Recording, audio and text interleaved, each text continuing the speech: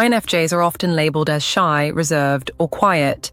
People might assume that INFJs are socially awkward, uninterested, or lacking confidence because they tend to stay in the background, avoid small talk, or seem hesitant to share their thoughts openly. But here's the truth. INFJs aren't necessarily shy. They're selective. There's a world of difference between being shy and being intentionally reserved. INFJs often choose when, where, and with whom they share their energy and thoughts. Today, we'll uncover the truth about why INFJs seem shy.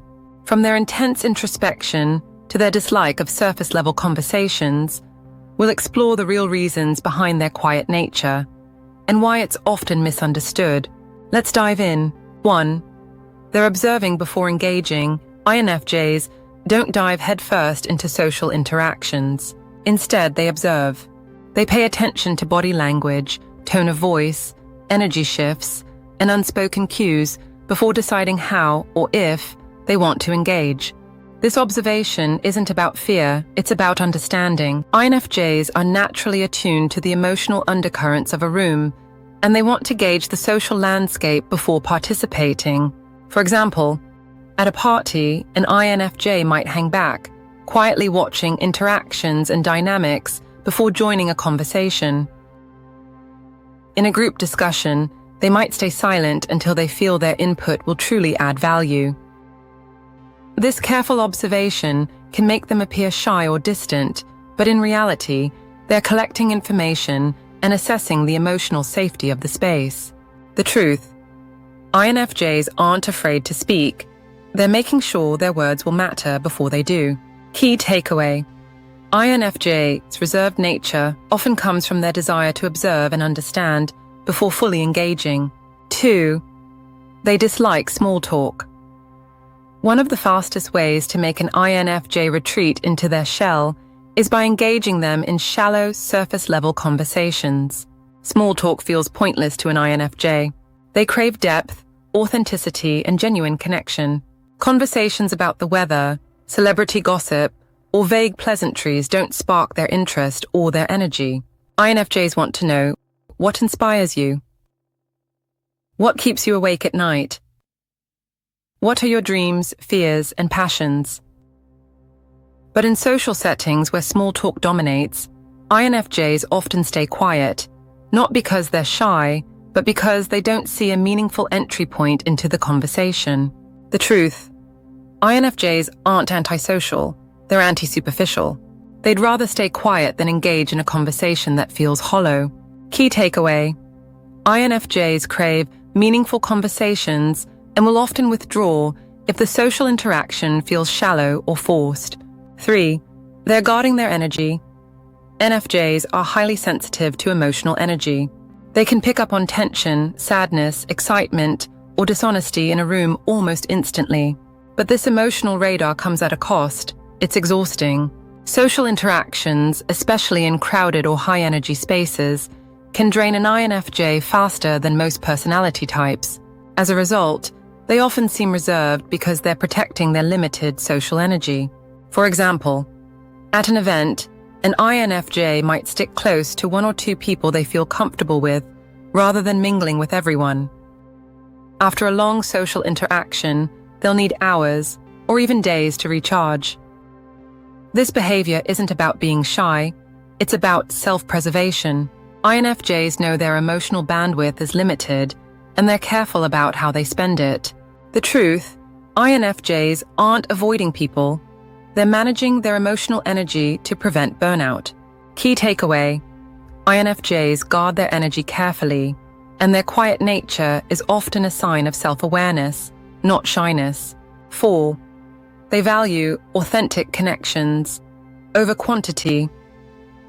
INFJs aren't the type to have a large social circle. They value quality over quantity when it comes to relationships. They're drawn to people who are authentic, emotionally available, and willing to connect on a deeper level.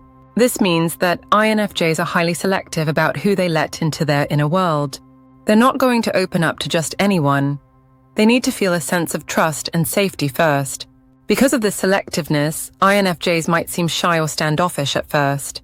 They might avoid large social settings, stick to one-on-one conversations, or take time before they fully open up.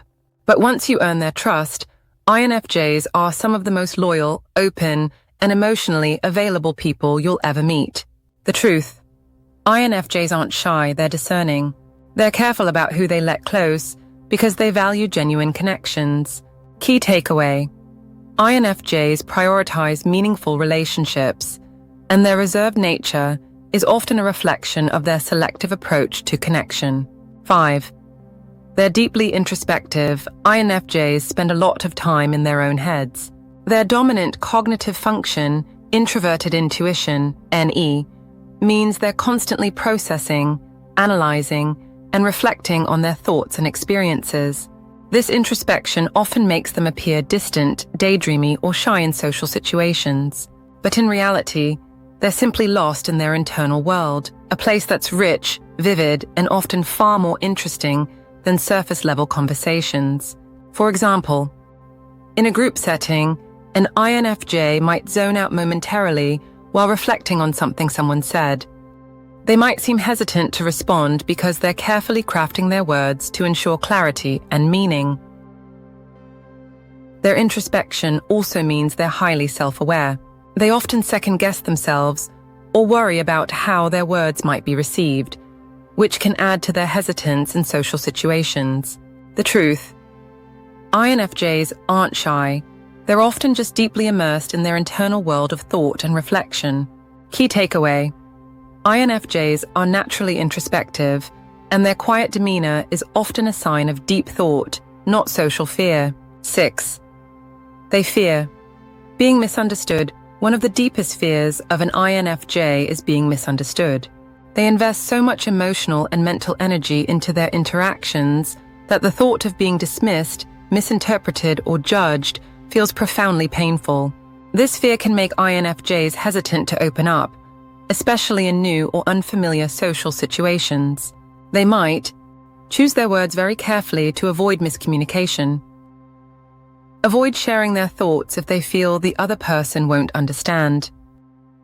Stay silent if they sense that their perspective isn't welcome. This fear isn't about lacking confidence, it's about avoiding the emotional sting of being dismissed or misunderstood. The truth: INFJs are cautious about opening up because they deeply value being understood, and they know not everyone can meet them on that level. Key takeaway: INFJs aren't shy. They're protecting themselves from the emotional pain of being misunderstood. The difference between shyness and selectiveness. At their core, INFJs aren't shy. They're selective, introspective, and intuitive. They know their energy is precious, their words are powerful, and their emotional well-being is worth protecting. When INFJs seem shy, it's usually because they're observing and assessing the social landscape. They're protecting their emotional energy. They're avoiding surface-level interactions. They're guarding themselves against misunderstanding. INFJs aren't afraid to connect. They just prefer connections that matter. INFJs might seem shy on the surface, but beneath their quiet exterior lies a world of depth, insight, and emotional richness. Their reserved nature isn't about fear, it's about intention. If this video resonated with you, don't forget to like, comment, and subscribe for more insights into the INFJ personality. Share your thoughts below. Have you ever been mistaken for being shy as an INFJ? How did it make you feel? Remember, INFJ, your quiet presence is not a flaw, it's a superpower. Thank you for watching, and keep embracing your rare, authentic self.